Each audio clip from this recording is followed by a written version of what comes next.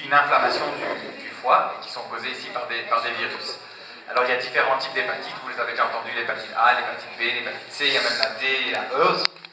Et donc je vais un petit peu parler de la A, de la B et de la C. Il faut savoir que c'est des maladies extrêmement fréquentes et qui sont répandues partout dans le monde, mais principalement dans les pays tropicaux. Alors, j'ai un pointeur. C'est comment pour passer ça,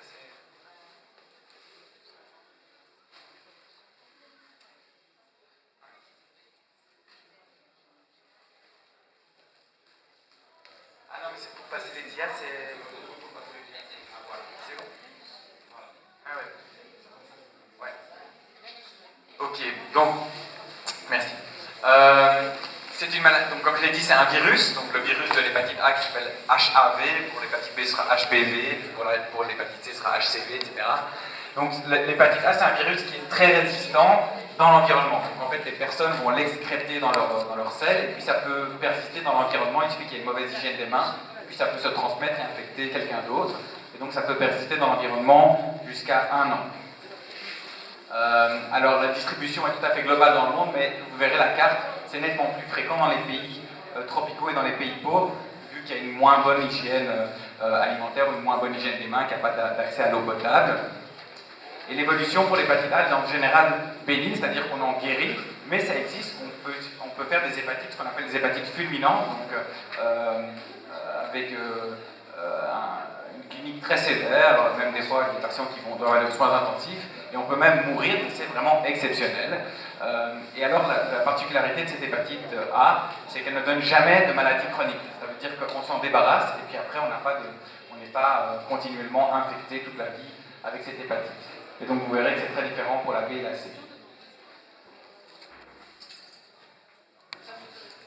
Voilà la carte de la distribution de l'hépatite A, et vous voyez que c'est les pays dans le sud qui sont nettement plus touchés en rouge, alors que les pays en vert, par exemple la France, la Belgique, c'est devenu très très rare d'avoir une infection par l'hépatite A chez nous.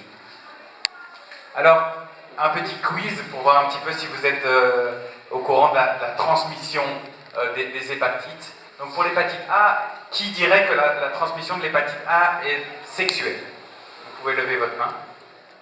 Ok. 2. Mère-enfant, de la mère vers l'enfant. Une personne. 2.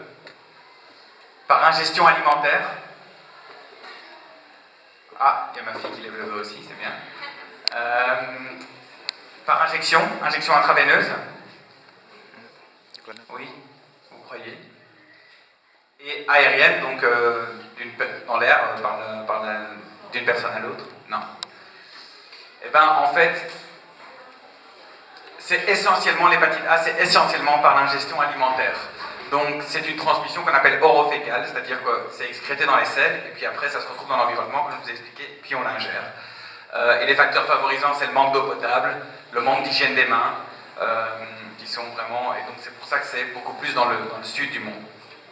Alors les conditions précarisées prédisposent aussi à avoir l'hépatite A. Il y a des épidémies chez les SDF, notamment aux États-Unis, qui n'est pas un pays a priori pauvre, et les toxicomanes intraveineux aussi. Donc des conditions de vie un petit peu, on va dire, marginales. Et il y a aussi, donc il y avait des gens qui avaient dit transmission sexuelle, ils ont raison, ça existe, mais c'est